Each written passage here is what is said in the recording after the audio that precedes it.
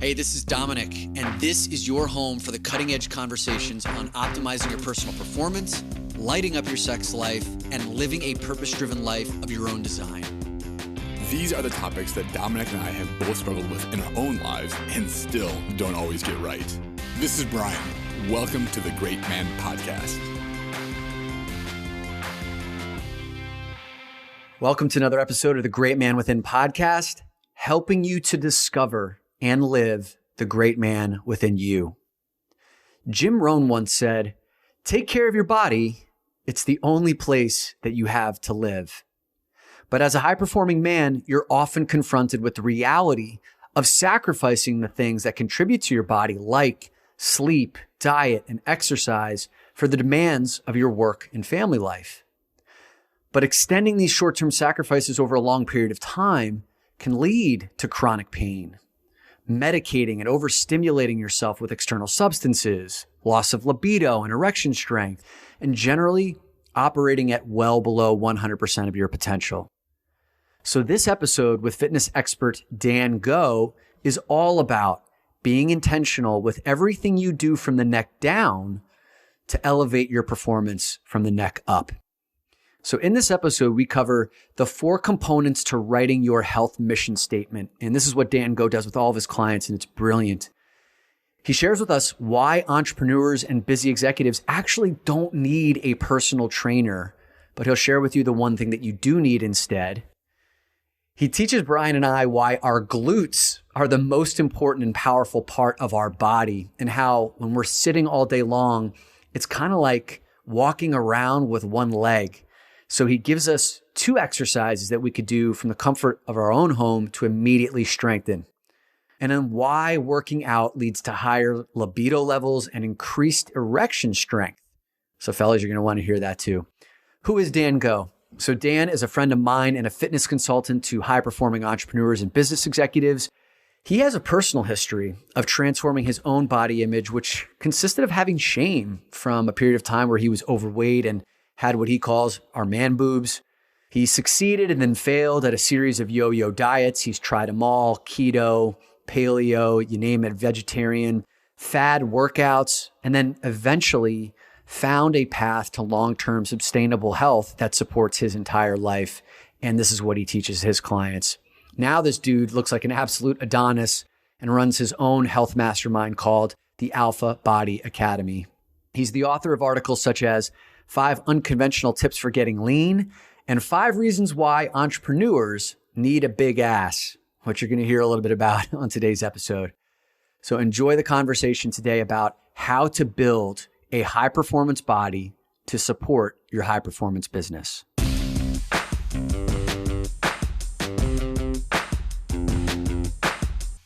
Oh man, Dan, it's great to see you again, buddy. Yes, sir. Good to see you guys.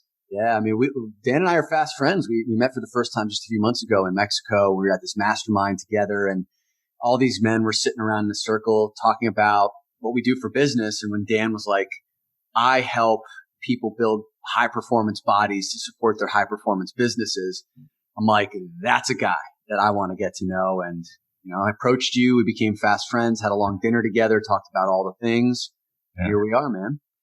Yeah, I remember the first time that we met each other, I was with my wife, and she had to go to like the spa appointment. So we were like on our way out. And then you and I I was like, Dominic, nice to finally meet you. And then we riffed for like 15 to 20 minutes. And I literally had to pull myself away from that conversation because like, we got to go. We actually got to get out of here. So I'm very glad to be doing this and very stoked to be talking to all of your listeners. Yeah, man. We're pumped to have you here. And this is really timely as well because Brian's been struggling a little bit with some physical body pain. But what's going on with you right now, man? I have a low performing body and a low performing business. And I'm looking to change all that. A couple weeks ago, I pulled what I think is a rhomboid muscle. It's that muscle between the spine and the scapula on my left side. And I went from creating and business and what I felt like 100% of production down to about 10 because I couldn't stand or sit by my computer for more than 10, 15 minutes at a time. I would get tired. I would get exhausted. I'd have to lay down on the ground for a while. So when Dominic said we were interviewing you, I was like, oh, this is perfect timing to start to get this figured out. Yeah, I mean, aside from the fact that I can't be there to like massage it out of you kind of thing, other than that, I think I was telling you this before that people are actually walking around with these little symptomatic things in their bodies every single day. But our bodies actually have this natural kind of subconscious process, right? Aside from this rhomboid thing, which probably feels like someone's trying to stab you in the back constantly. Usually people are kind of like walking around with some form of this in their bodies on a regular basis. Yeah. And the fact that we get so used to walking around with discomfort and then we normalize it, we power through it. And then it's only when it becomes unignorable, right? Like the situation you're in, it's like you can't even sleep. That seems to be the first time that most of us actually take the pain seriously. And I would love to get into a deeper conversation on this podcast, Dan, with what the problem is with that type of strategy. Yeah, definitely. We could talk a lot about that for sure. Part of this too is I had some lower back problems. This is going back 15 years ago when I was in college. I was playing baseball, and my before I ended up having surgery for it, my mechanism was to numb it out even further than my body was doing. Right? I would use alcohol to just make it go away. And when this rhomboid issue happened, I would be afraid of even sneezing because it felt like somebody was stabbing me in the back. I had empathy for that guy 15 years ago who went through that because I was like, I just want this to go away. Yeah. And what I'd love to find out today is how do I not numb it, but how do we work it? Is it the rhomboid itself? Is it something that's connected to the rhomboid? And how else is that going to affect my body and business? Well, we can definitely talk about it. We mentioned something like this in the beginning when we were talking to each other. It's just that these things don't happen overnight. So you got the rhomboid problem overnight, but it was probably a gradual process based on things that you're currently doing to your body. And then all of a sudden it pops up, but it's been something that's been lurking underneath the surface for the entire time. It's just starting to show the symptom of it right now. Yeah. So let's talk about that, Dan. And before we do, how about giving some context for who the type of people are that you work with now? And then how did you get into doing what you're doing? Yes. So I work specifically with high achieving entrepreneurs. Actually, I work with about 80% entrepreneurs, about 20% high achieving executives. And I actually look at both of these, I guess you could say types as one and the same. These guys are super driven.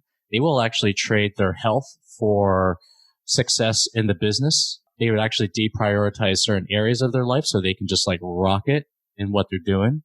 And to a certain degree, that is something that I'm actually solving for the people that I work with. So I actually came from a background where I actually know the psychology of what it feels like to be fat and out of shape. I used to be a fat, out of shape guy who kind of like used the power of fitness to transform my body, but also to transform like my entire life. And one of the reasons why, I work specifically with entrepreneurs is because I've been a business owner for the past like 15 years. I've been through masterminds, and I've actually seen how men actually treat their bodies on a regular basis. They will see the symptoms of fat gain. They will see the symptoms of low energy. They will see the symptoms of like this rhomboid thing happening, right? They will only seek to treat the symptoms. And these things actually lead to just greater problems down the road. I mean, I help high achievers in general, people who are just want to rock it in their businesses. And I try to take the same mentality they have for their businesses towards their health and their bodies. What was that moment for you where you went from flabby guy to I'm ready to change? So this all started when I was playing a basketball game with a couple of friends, and I was running up and down the court. And this is after years of just being inactive when I used to be an athlete. And I remember specifically having to stop in the middle of a game because one, my lungs couldn't take it. Two, my body was just reacting against me. It did not want to move any further. And then I took that as a sign. I was like, okay, well, something is seriously wrong because I could usually play like 10 basketball games in a row, no problem. And that's when I got back into one, stopping smoking. That's like number one. And then number two, I started to really take my body seriously. I started to really take my health seriously. And then when I started to do that, I started to realize that, hey, if I could take the same principles I have in transforming it this way, then I can actually take these same principles into being successful in business. And I've done kind of both, coincided with each other the entire time. Yeah, that's awesome, man. And, if you haven't seen pictures of Dan, like this guy's got the body of an Adonis. So like, thinking about you in that version of I was the flabby guy. It's kind of fact because I've only known you to be one way. And having read a number of your blog posts, I see that you've experimented with all of the things, right? Diet wise, keto and paleo and vegetarian and crash diets. And like you have a lot to say about that, which is going to be really awesome for our people. And then also like all the different workout regimens and competing and bodybuilding and these kinds of things. So I think like one of the places I would love to dive in on was, what was your personal journey around, starting, right? So you, like Brian just kind of helped you to uncover that piece where you're like, I was out of shape on the basketball courts. So now you've made a commitment to change. What was that first step on the journey? First step was, like my dad gave me this 30-day pass to the gym. And at that time, I was a high school dropout. I wasn't really doing much with my life. So I was like, hey, cool. I can go to this gym. I can see some hot girls and, pump some weight and just come back home. That's always the motivation, isn't it? It really is. Women in our lives provide this amazing, especially in the gym, motivation to really get in there and get it done. Well, I mean, yeah. I mean, if we're just going to like just be honest about it, I mean, it is about attraction to the opposite gender or to the same gender for some people. And for me, it actually turned from an external kind of motivation of like, I want to look sexy so these girls can be attracted to me, to an internal, holy crap, every single time that I put effort and priority into my body, then it actually comes out into all other areas of my life. And I actually look at health as like the number one meta habit, right? The number one meta habit that makes all other habits just better. So if you are in better shape, then you become better at business. If you are in better shape, then you become a better family man. If you are in better shape, you become a better example for what your kids should actually look like, right? Or should actually perform like. So when I went through my own transformation, I actually saw the immense benefits in all areas of my life, from like relational to attraction of the opposite gender to just almost like seeing it as like a philosophy in and of itself. Yeah. And I would say that a lot of the men that you described at the beginning that work with you, who also tend to work with us, are so willing to sacrifice their body and see it almost as this mutually exclusive thing. Either I work on my body or I work on my business. I can't do both. And what you see is no. Like your business either thrives or it deteriorates in the long term based on how you treat your body.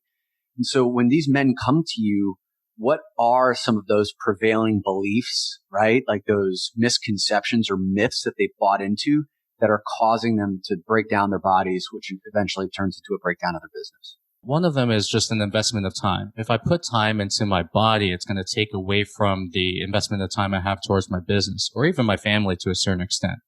So they actually look at it as like, okay, well, I could use this time to make more money. I could use this time to buy that red BMW to a certain extent. So they have almost like this conception of time where they're like, I'm trading time for money, essentially, but in a different sense. The other thing that they also carry around with them are self-images. They have literal images of their own health. Maybe it's passed down from parents. Maybe it's something they learned over time. They are almost like living out the self-image that they have, within. And I always look at that like the body as a thermostat, right? So if your self-image does not line up with the results that you're trying to bring out, you could lose 30 pounds, but you're going to gain back that 30 pounds because it's going to be such an attack on who you think you are as a person. Right. And I'm going to be honest too. Like you can have a successful business and be totally out of shape. You can. I've seen it happen.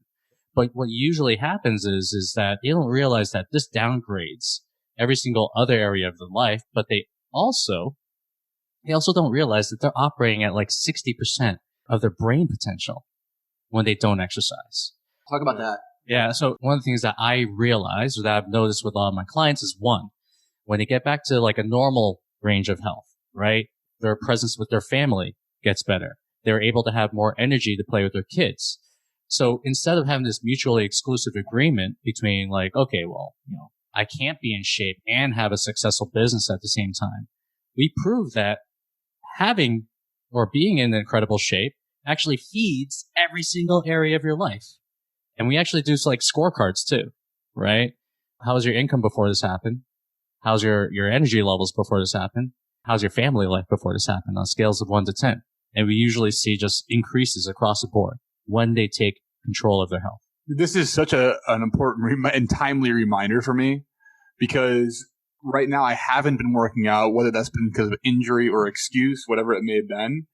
And I'm looking for direction, and why don't I feel so good? Maybe I need to go meditate. Maybe I'm not going the right direction. Maybe I got to do all these things, but I'm forgetting that the base, the meta, right, of what you're talking about is the body, and to get back and just start there. Like, just start there. So humans are animals, okay?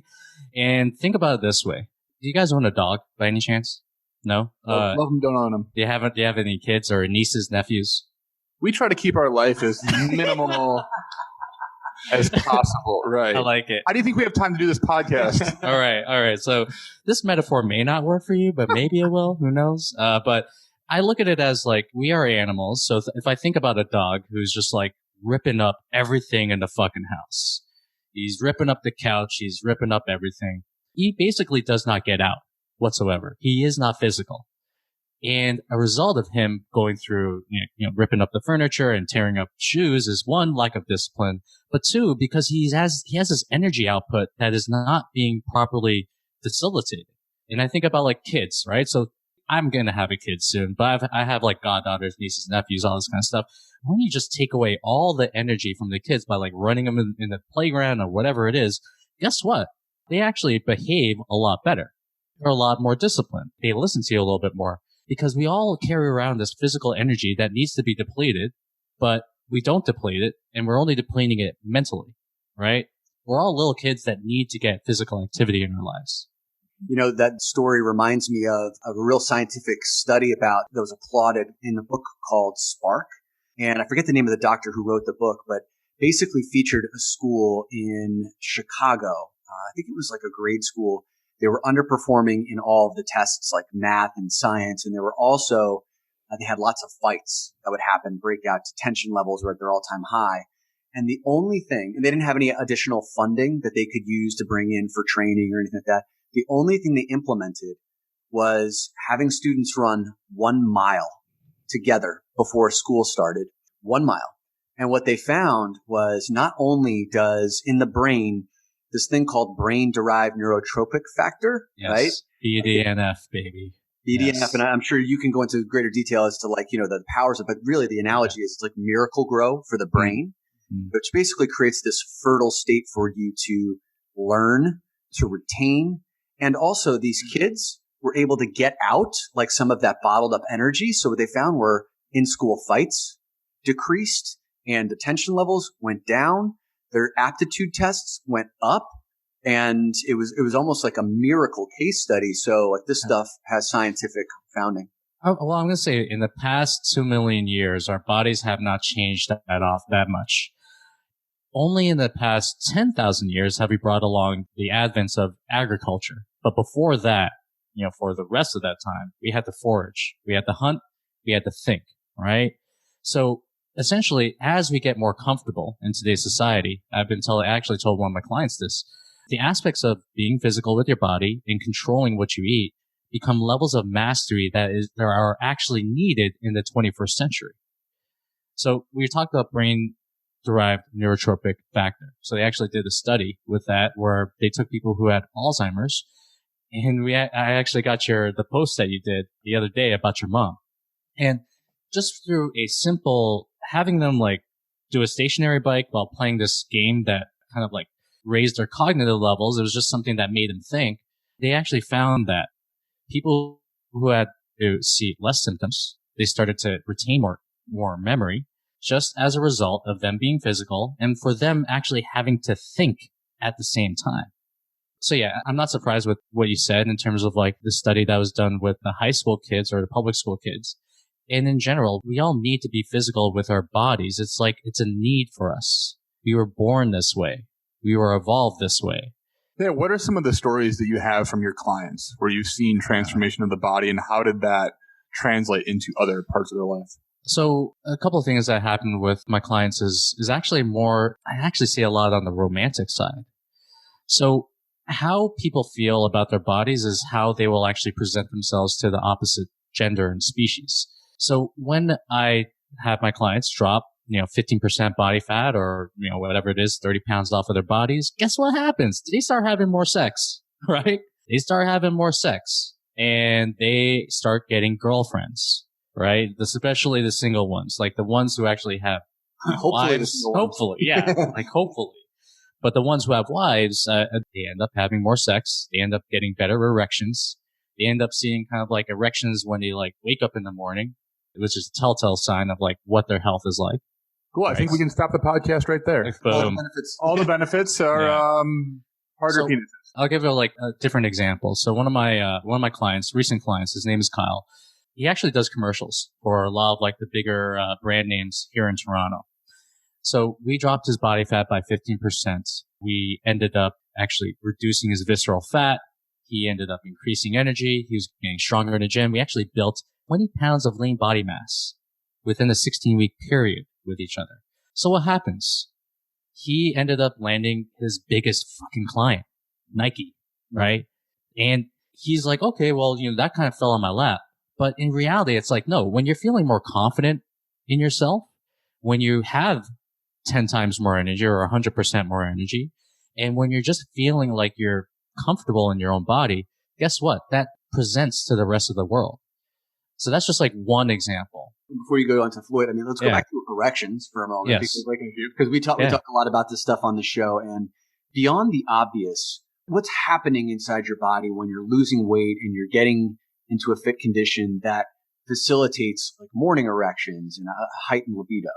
So what happens with body fat, especially when they gain it in the gut area or what we call the android area? It's putting pressure on your organs. So everything from like blood flow to the way that your organs are trying to operate is being restricted. I look at almost like abnormal levels of body fat as toxicity to a certain extent. You should have some level of body fat, right, in order to survive. But if you have like over and above, like for guys like us, it's like anywhere of 25% and over, that actually puts a lot of pressure on your body. So the thing is that your body just wants to survive. It's just looking at survival. So of course, things are going to get diluted in the process. One of the first things is erections. The second things is, or actually one of the other things is going to be your energy levels. But we are all kind of facing all these little symptoms that we feel on an everyday basis. And these are kind of just signals from your body saying, hey, motherfucker, please like start taking care of me right now. But what do? Subconsciously, we're like, oh, fuck that. No, you know what? That's okay. I'm good with that. We're good. Or because with the proliferation of, you could buy a pill. Like yes. A blue pill. And it's like, you know what? So we ignore the symptom, right? It's like, yes. I'm not getting erections, but I could just go and pop a pill, make it a non-issue, at least temporarily. And therefore I don't have to deal with any of my body stuff. Well, isn't that what kind of like society's moving towards? It's the masking of the symptoms rather than getting to the root causes of things. Even in my rhomboid issue, I tried massaging the rhomboid. I put my back up against the corner of a wall and nothing was working until I was working with a masseuse who said, hey, Brian, your right calf affects your left hamstring. Your left hamstring affects the right part of your lower back, and your lower back affects your rhomboid. So why don't you start with your calf? And I was blown away. It's like, wait, my back hurts. Yeah. And the thing is that we don't realize that all these symptoms actually do not derive from the place you're feeling the most pain. So even when I look at guys with like lower back issues, right? Everyone would think, okay, I gotta look at the lower back. I gotta look at the hips. No, I look directly to their ankles and their feet. Because if your ankles are tight, then guess what? Your knees are going to get tight. And guess what? If your knees are tight, then your hips are going to get tight. And then your body's just trying to compensate in all these other areas until the point where you feel that rhomboid issues start coming up. So anytime that you feel like any sort of pain or chronic pain in certain areas of your body, it's not from the area you think it is, which is kind of like a metaphor for life. I think we can like kind of like think of one kind of thing a little bit. But the thing is that the pain actually derives from a totally separate area that you are just neglecting.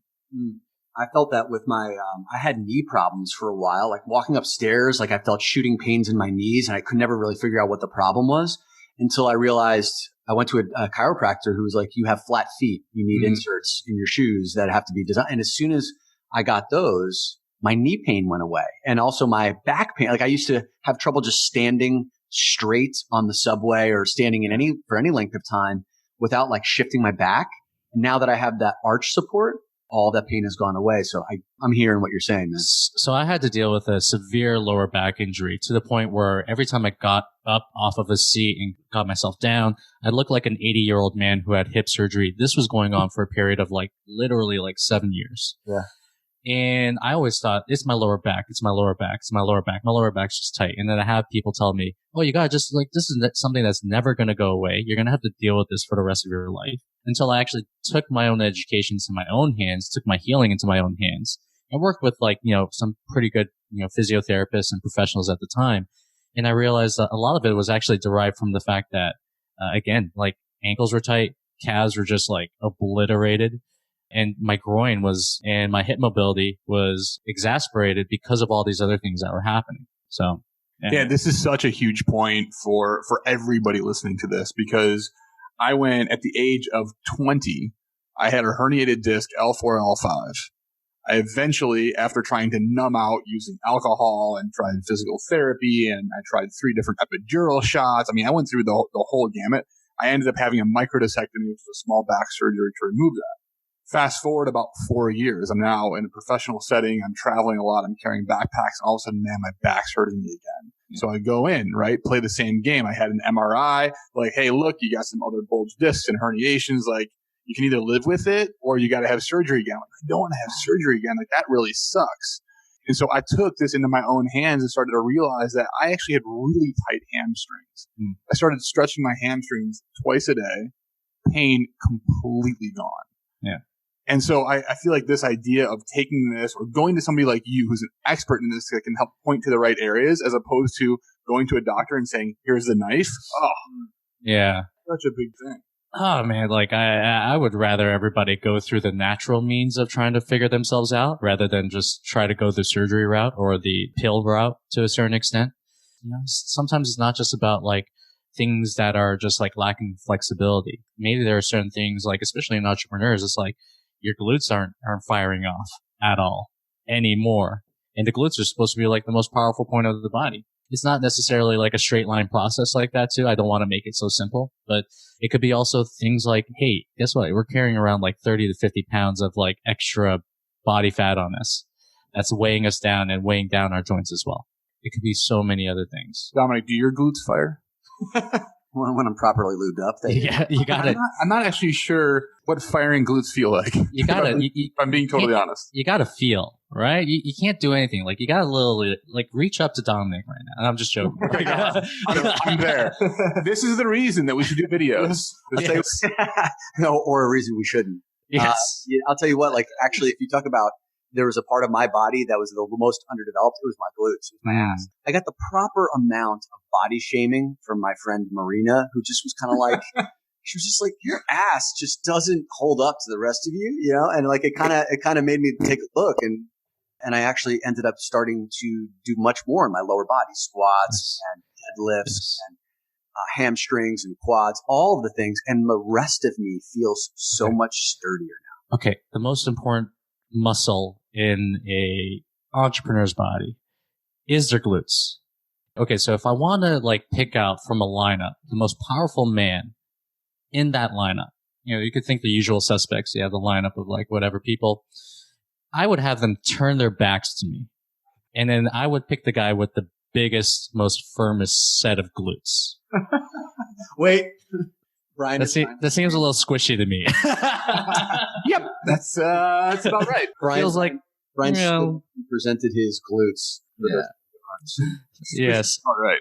This is a little squishy, but I look at the glutes because the glutes are the most powerful part of your body, or they should be.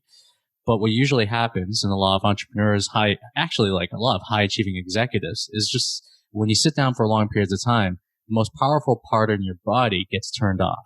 Huh. Yeah. Wow. Yeah. It's basically walking without a leg to a certain extent. So if the most powerful part in your body is turned off, what do you think the body's going to do in order to compensate for that part of the body being turned off? It is going to respond in pain.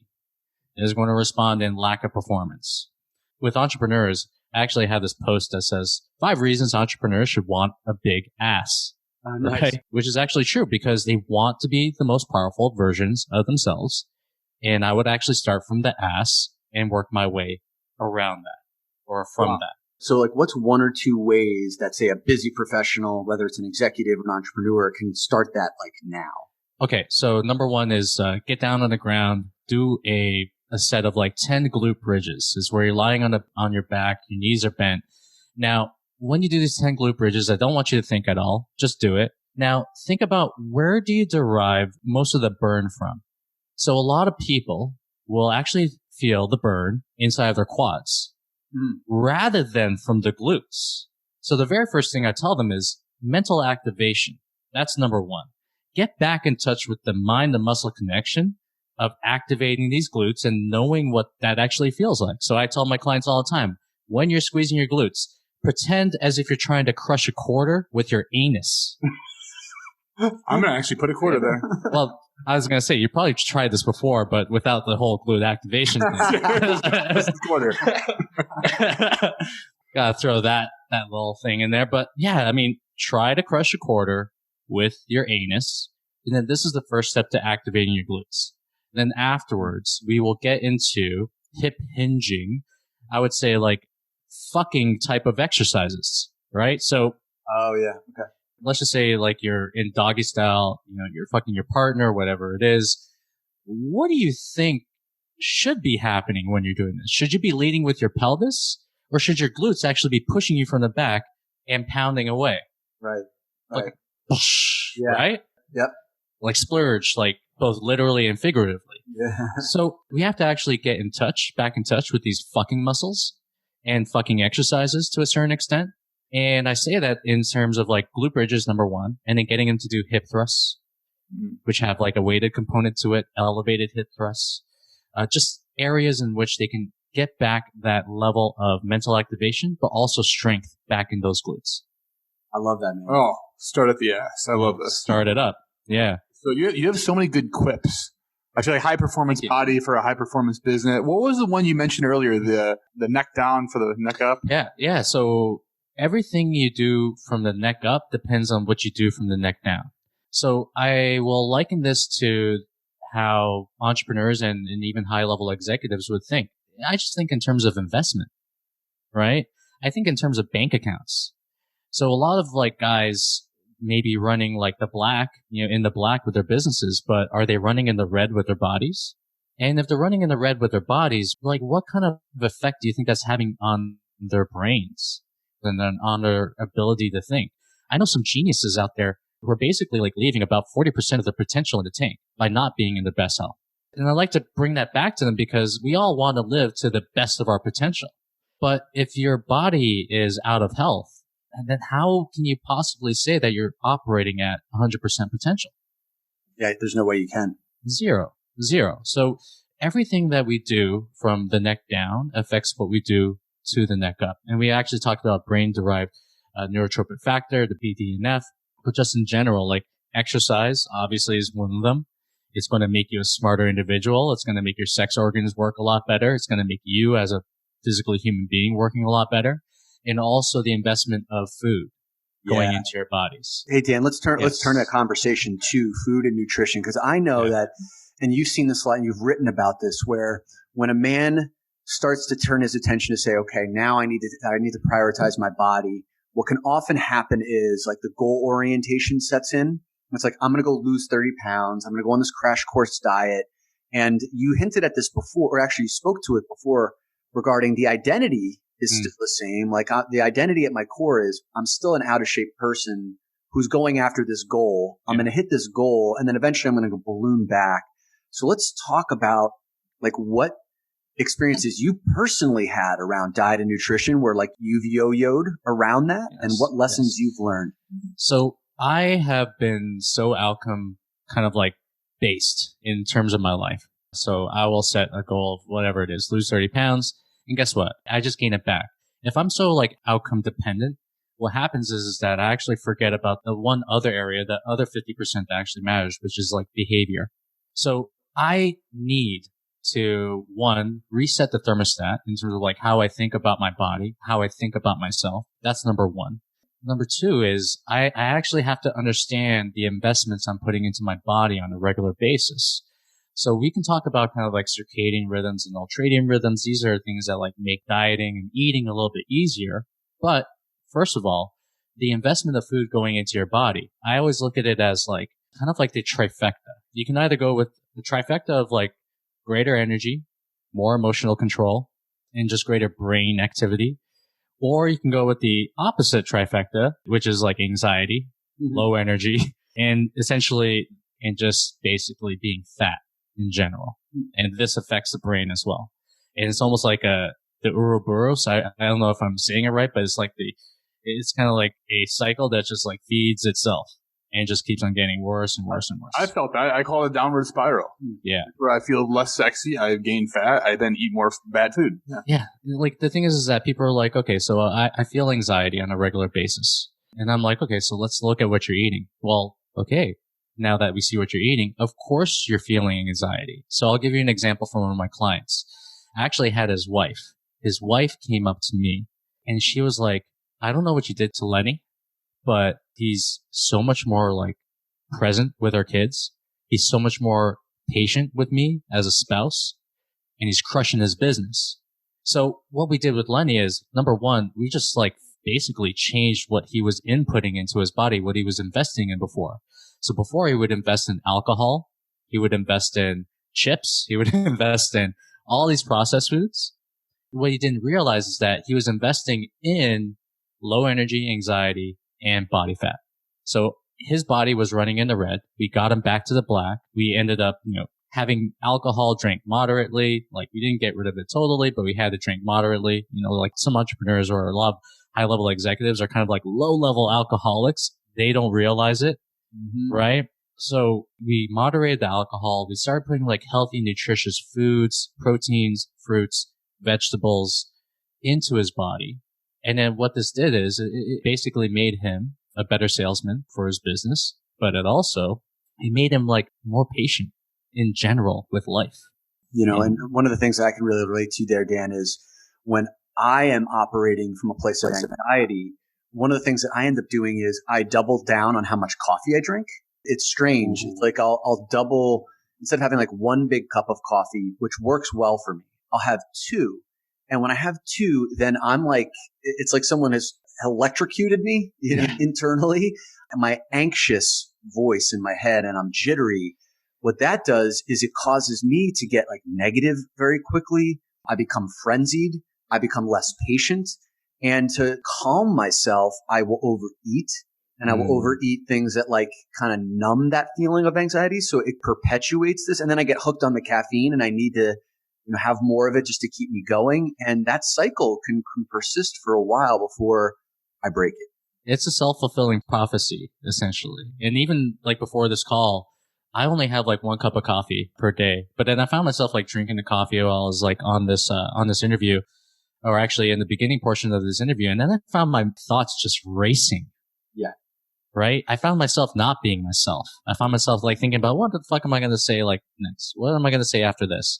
So literally I put the cup of coffee like by the stairs so I didn't have any access to it. But that alone allowed me to be in better emotional control, to be here now rather than be somewhere else like in the future and trying to think about all these amazing things I'm going to say. And we don't realize that these things are just cycles that we go through. But again, what are we doing? We're trying to mask symptoms. We're not necessarily trying to get to the root causes of what's happening. So maybe in like some cases like yours, it's like, why don't you go out and lift some heavy shit and then come back and then think if you feel the same way. I love this because it's almost like it's hacking our natural response, right? Stimulus and response. And I've certainly been in those places where I need a state change. And that's what my body's asking me for, is a state change. And sometimes I like the hack of saying, when I know I need a state change triggered by the want to, let's say, masturbate, then instead, right, I'm going to go and lift. I'm going to go do chest. I'm going to go run for a mile. I'm going to go do this. And then if I want to come back and do that, cool. Yeah. I think it's oftentimes our body is telling us we need a change of some sort, and we go the wrong direction. Yeah, we go like the substance direction. But in reality, it's like the change that your body actually needs is to actually get rid of that energy that's already living inside of you.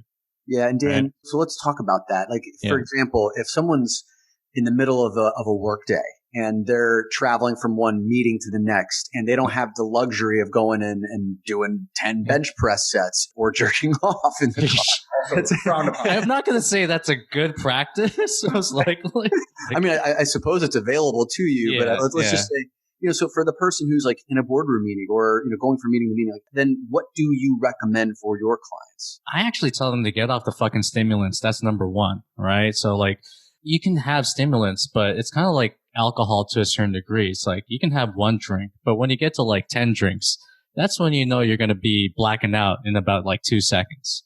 So when it comes to trying to like gain that better emotional control, getting a little bit more mastery over yourself, it's like don't put the stimulants in your body that's going to make you want to reach for other things or make you kind of like act in certain ways. Don't put that artificial stuff, like literally get into like drinking water, literally get into the actual meeting in and of itself. Be like so into that meeting and participating in that meeting that you forget about eating, that you forget about caffeine, that you forget about all this kind of stuff. I think what happens a lot with people is that they see like a certain emotion in terms of their bodies like popping up, whether it is anxiety or boredom, and then they will seek to numb that, just like we do with our pain, right? So I tell them to, number one, stop trying to go to the artificial route. Let's actually start investing into one, presence at whatever we're doing and rocking that to the best of our ability. And then two, and making the right investments, whether it's in water, whether it's in vegetables, whether it's in food, and doing so in a way that's actually natural to your lifestyle. Any suggestions really quick on, you're talking about inputs and going the vegetable route, and that's great. Sometimes I just want cookies. Yeah. And I want to eat that. Any ideas on how to hack through that? Well, first thing that comes to mind is fuck hacking. Beautiful. Okay. Still want that cookie. Don't shortcuts. Yeah, you still want the cookie, right? So I'm sorry. I mean, I don't mean to say that in a very insulting fashion, but yeah, it's one, let's not look for the hack. Two, let's actually bring awareness to what's happening around that situation in general. And this is actually this is part of like what I do with my clients. It's like, okay, so what's happening when you feel like you need to reach for that cookie? Get very introspective with yourself, even before you grab that cookie. And then afterwards, when you think about or are about to put that cookie in your mouth, just fast forward yourself about 24 hours into the future. Think about what this cookie is going to do for performance, for how you feel, for all that kind of stuff. This is actually just like a little meditation that one of my clients came up with. He's a psychologist, actually. And he thinks about the long-term ramifications just by picturing himself in the future by eating that cookie. So number one, get very real about why you're having that cookie in the first place, and maybe even like journal about it. Okay, so I'm having this cookie. When I'm having this cookie, I feel feelings of boredom.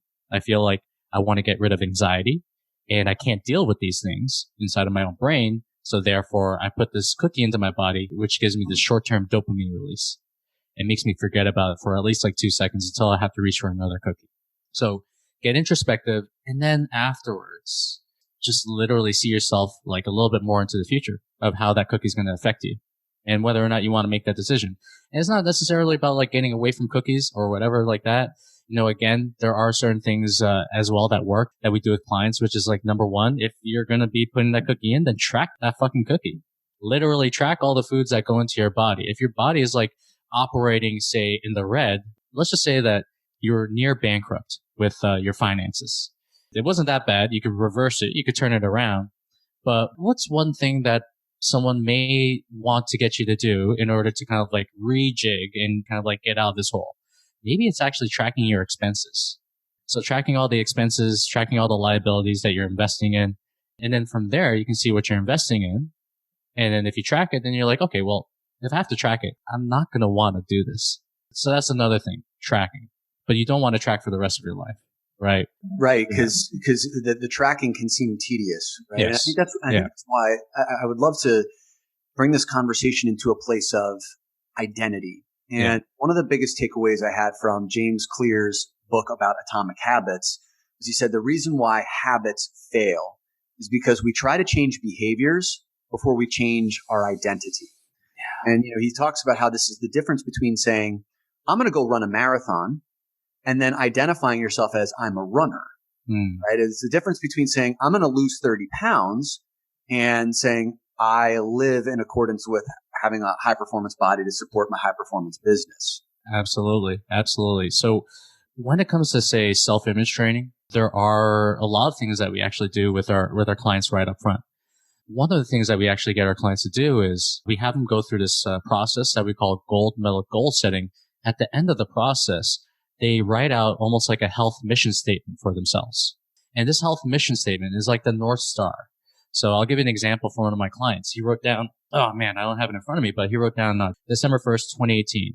We actually reread it on December 1st, 2019, which is amazing.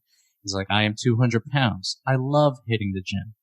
I am putting healthy and nutritious foods into my body. And I'm, doing all this other stuff, and I'm focused on what my next goal is. And we actually told him this health mission statement he wrote for himself a year ago. He hit every single one of those things. Now, along the way throughout the coaching, what I would do is I would actually be like, he'd do a workout. I'd be like, hey man, great workout. Awesome. How do you feel? And then what we're trying to do is we're trying to tie in how they feel to the actions that they're taking.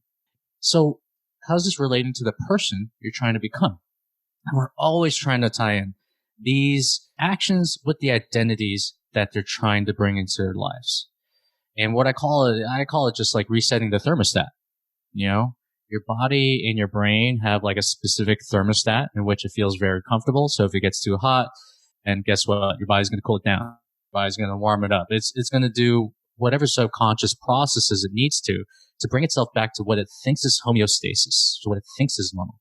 So we have to literally go into external measures to rewire their body's own image of itself. So we do things like what we talked about, the health mission statement.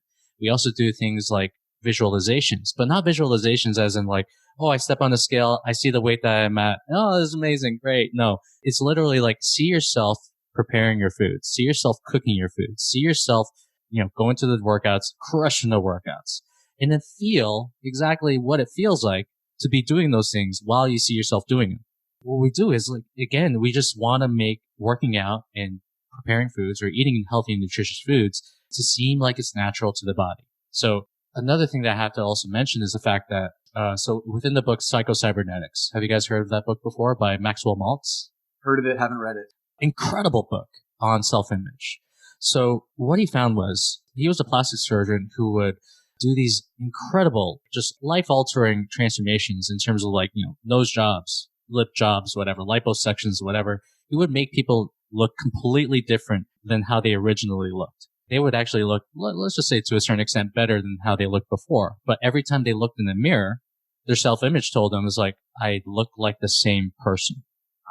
So what didn't happen was they only changed the external, but then they still carried around the same self-image they had from all that they've been dealing with for almost their whole lives.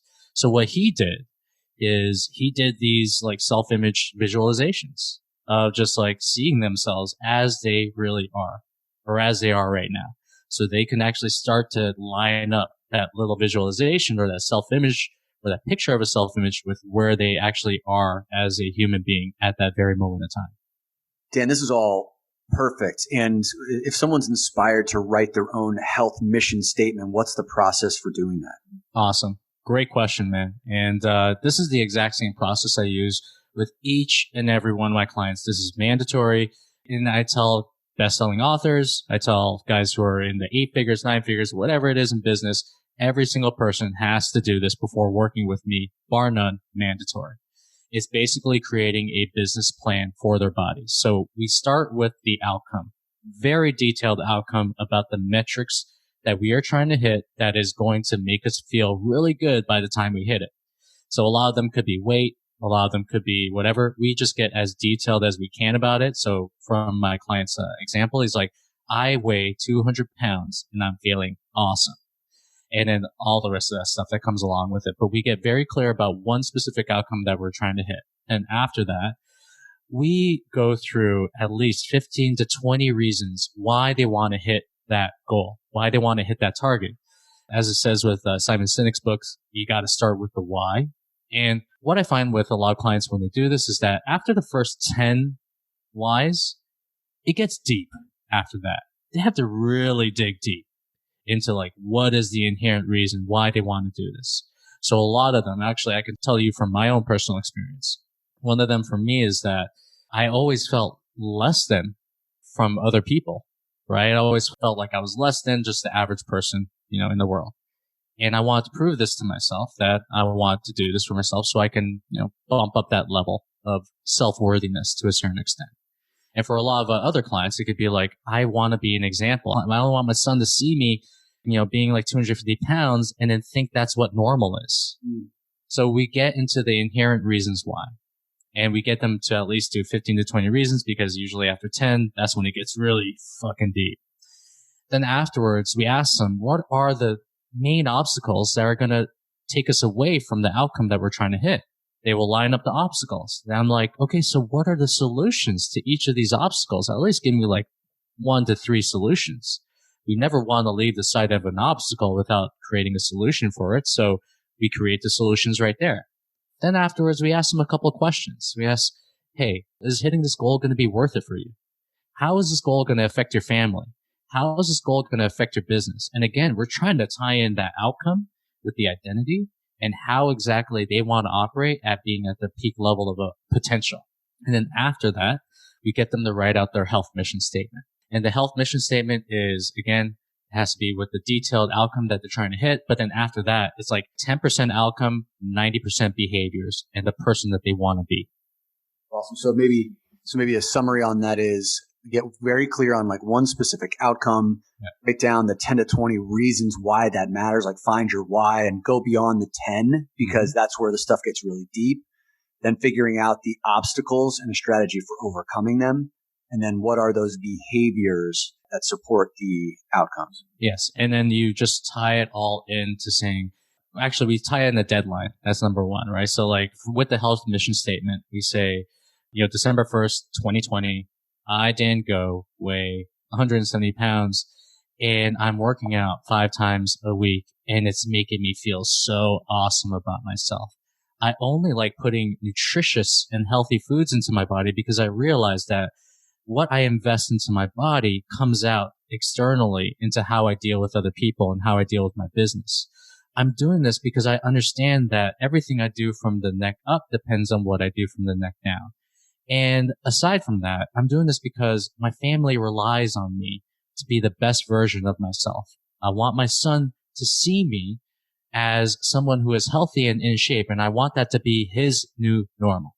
And you put in like whatever else makes you feel powerful in regards to that. And then after that, we take that health mission statement, we put it in 3 places where they can see it every single day, usually on bathroom mirrors, and we just have them read it out to themselves at least every day for the next like 30 days. Love it. Yeah. Beautiful. This sounds like one of those things where I'm like, yeah, I get that. It all seems right and intuitive, but the process of doing it, like actually doing it, actually getting this stuff on paper is so important. Yeah. I always say to my clients, I'm like, how much time and attention did you put to planning out your business?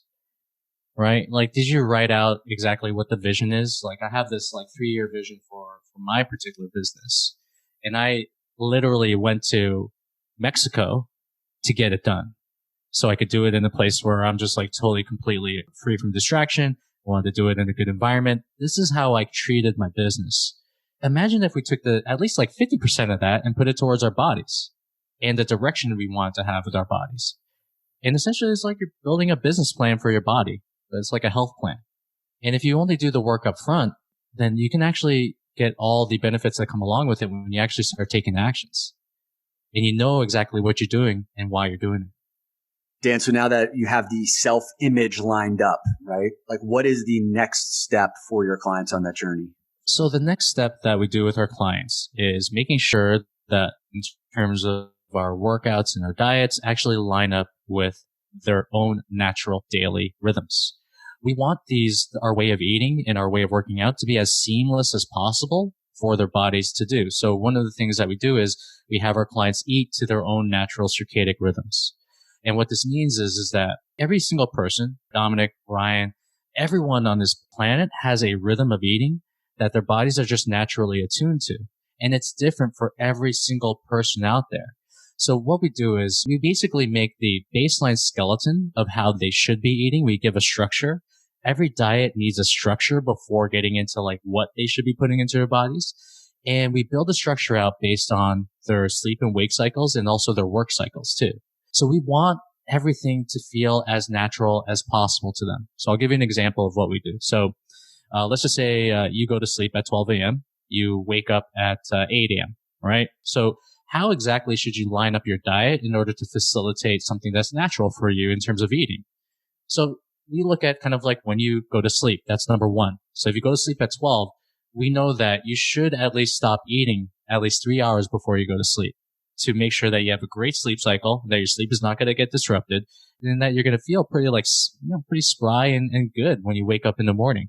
So we line up their last meal. We start with the last meal. We line it up with about 3 hours before they go to sleep. And then from there, we give them anywhere between, I would say like 8, 9, 10 hours of just kind of like an eating frame in which they are to eat their meals, right? Now, just like the cliche goes, like you can tell God your plans and he'll just like laugh at you. So what we get our clients to do is we get them to follow a specific schedule based on these rhythms that we see going on in their lives. And then over the period of 7 to 10 days, their bodies actually tell them when it likes to get hungry and when it likes to get fed, right? So right now, like, especially if someone's like just starting out and just beginning on this journey of health, they could probably be feeling hunger on a regular basis because of like the randomized times that they just feed their bodies. So just like kind of like training a dog, we need to understand how to train our hunger signals. So again, we line it up, we give them a schedule that works with their lifestyles. And then after that, their bodies actually tell them, this is when I like to eat and this is when I don't like to eat. So I'll give you a couple of examples. So let's just say we give our clients a 12-4-8 schedule. So Kyle, we'll use Kyle as an example. So Kyle actually likes to eat at 12. He hates the middle meal. He thinks it just like slows him down. And he likes to eat a big dinner. So what do? We make sure most of his calories are at the 12 o'clock and 8 o'clock meal. Maybe in like the mid meal or whatever it is. Maybe we'll have him like eat just a piece of fruit, nothing big, right? Some clients like to skip that second meal entirely. Let's just say it's a taller client. Let's just say he's 6'4". I'm not going to get a client that's 6'4" to intermittent fast, right? It's almost impossible for his caloric needs for him to fast on an everyday basis. It's going to be, from an energy standpoint, it's going to be hard because the 6'4" guy has different energy needs than the guy who's like 5'10", 5'11". Are you listening, Brian? Yeah, this is all making sense. Brian, how tall are you? 6'3". 6'3". Yeah. So for a guy like yourself, we'll use Brian as an example. I would actually have you most likely like not on the 12-4-8 schedule based on like, when you go to sleep or whatever it is. I would actually have you eating a meal probably like maybe 2 to 3 hours after you get up from bed. This is why my ass is squishy. This is why. Yes, this is squishy ass syndrome. Thanks, Dave Asprey. Yeah, but like the thing is that like for your energy needs, I would space out those meals a little bit more so than the guy who was like, let's just say myself, like 5'10" and a half, 5'11" on a good day. Right? I'm like 4 inches shorter than you. But again, that also correlates with my energy needs throughout the day. So we always try to line, like, again, like to just like make their schedules based on sleep wake cycles. That's like simplifying it too much. We look at like how tall a guy is. We look at kind of like how his work life is. And then again, even with the working out, we'll tell them exactly what the perfect time is to work out based on their rhythms. But guess what? Like, we just tell them to work out whenever it's like convenient for them, So like, if anything to take away from this particular segment is just like, you want to line up your eating habit, natural schedule, and your natural way of doing things. And the more you can do that, you're going to experience some benefits that come along the way, which my clients tell me all the time, which is decreased hunger. It's like you're in a caloric deficit, but you don't feel hunger, which is amazing because hunger is usually the first thing that you feel. Cravings are usually the first thing that you feel. Greater energy, because you're basically doing what is natural for your body already, and ease of dieting, ease of eating, right? Anytime that you can make dieting somewhat easier and you put yourself on a schedule, and again, like that's like 50% of the whole game right there. Love it, man. This has been a really deep and wide discussion on like how to build a high performance body. And I know you put out a lot of great content, like 5 unconventional tips for getting lean. And now we've just learned there are 5 reasons why entrepreneurs need a big ass. Yes, sir. And executives want a big ass. Yes, sir. So, yeah, man, if people are now fired up to either work with you or follow you, what's the best way to do that? I say the best way is to go to my blog, dango.blog. There is a thing up in the top bar that says start here. I would start there. because it basically talks about everything that we're talking about right now. And yeah, I'm going to say that if you are in a position where you are ready to take control of your health and ready to kind of like build out your maximum potential as a human being, then just go to dango.blog/apply, and then you should be able to get a time there, and then we can talk and riff on all things that we just talked about right now. And Dan, you work with people remote, so they don't have to be in Toronto? Absolutely. Absolutely. So sorry, just to add to that is that most entrepreneurs and high-level executives do not need personal trainers.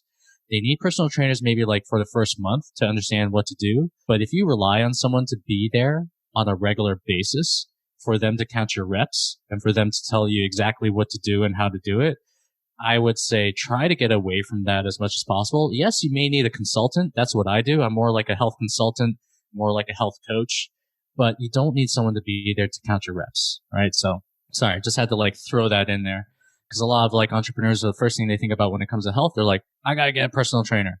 But and I think that'll help alleviate the pressure for a lot of people who are time strapped, right? Yes. So that's awesome, man. Most people just need a plan, and they just need someone to hold them accountable to that plan. Well, dude, you have inspired Brian and I to go bang out some hip thrusters. Yeah. Hip thrust. Thrust is a must. My name is Brian, and December of 2020, my ass is going to be powerful. Yes. I'm going to be squeezing quarters. And Dan, I'm committing to sending you photos. Yes. On a monthly basis of me squeezing these quarters. Just make sure there's no clothes attached to these photos. Maybe a thong. Of course. Yes. How else could you see the quarter? I need to see the shape of this ass in order for me to do something with it. All right? Thanks, brother. All right. Thank you so much. Hey, I hope you enjoyed this interview with Dan Go about how to build a high-performing body to support your high-performing business as much as Brian and I did. You know, one of the pieces of feedback that you've given us over recent weeks is that you're loving the caliber and quality of guests that we're bringing on the show for our interviews. And we want to thank you for that acknowledgement. And the reason why we're able to do that is because our show has been growing. And we have you to thank for that, because obviously you have been sharing this with your friends, people that you care about, and because of the ratings and reviews that you've been leaving. And so as we are going out and seeking some of the top experts in their fields to bring on the show and to share their stories and mine their secrets to share with you, the way that we're able to do that is by showing that we have a growing listenership. So if you'd like to be a part of that and continue contributing to that, please leave us a rating and review on Apple Podcasts. It'll take you no more than 20 seconds to leave a star rating and a 1 or 2 sentence review, what you love about the show, or even just pointing to this particular episode. And that way, we can continue to bring some of the best experts in their field to help you to discover and live the great man within you.